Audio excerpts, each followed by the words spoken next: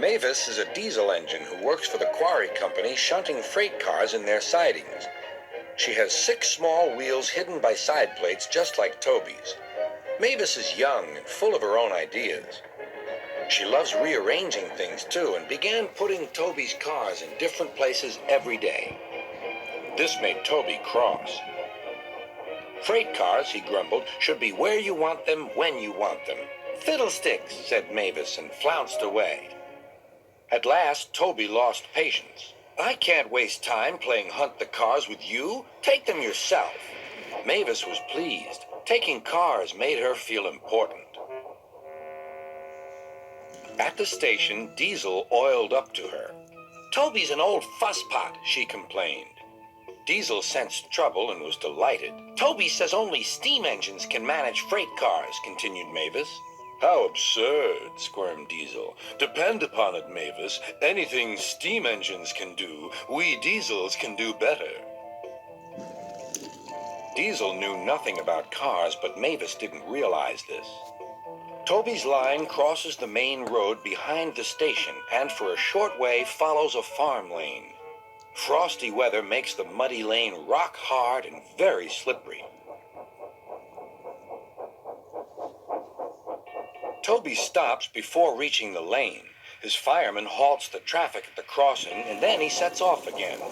By using the heavy cars to push him along, he has no trouble with the frosty rails in the lane and across the road.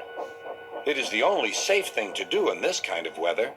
Toby warned Mavis and told her just what to do. I can manage, thank you, she replied. I'm not an old fusspot like you.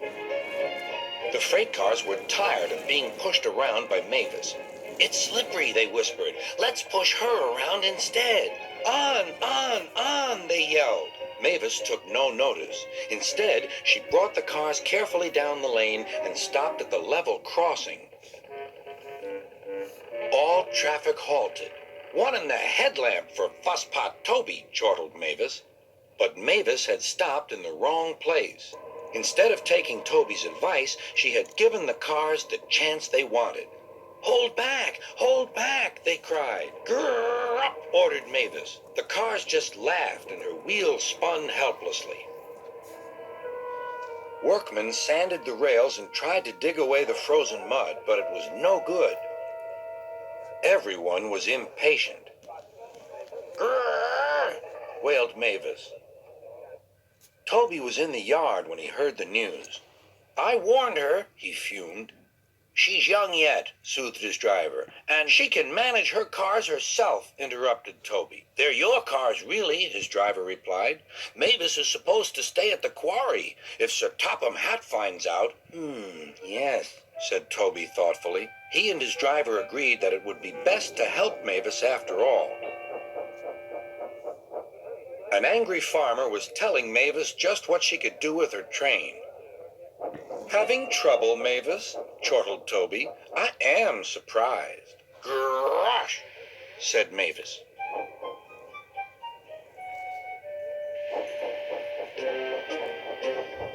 With much puffing and wheel slip, Toby pushed Mavis and the freight cars back.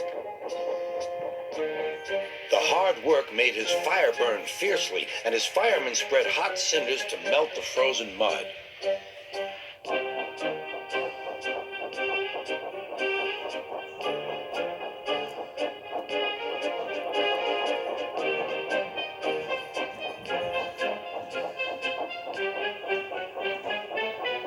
At last they finished. Goodbye, called Toby. You'll manage now, I expect. Mavis didn't answer. She took the cars to the sheds and scuttled home to the quarry as quickly as she could.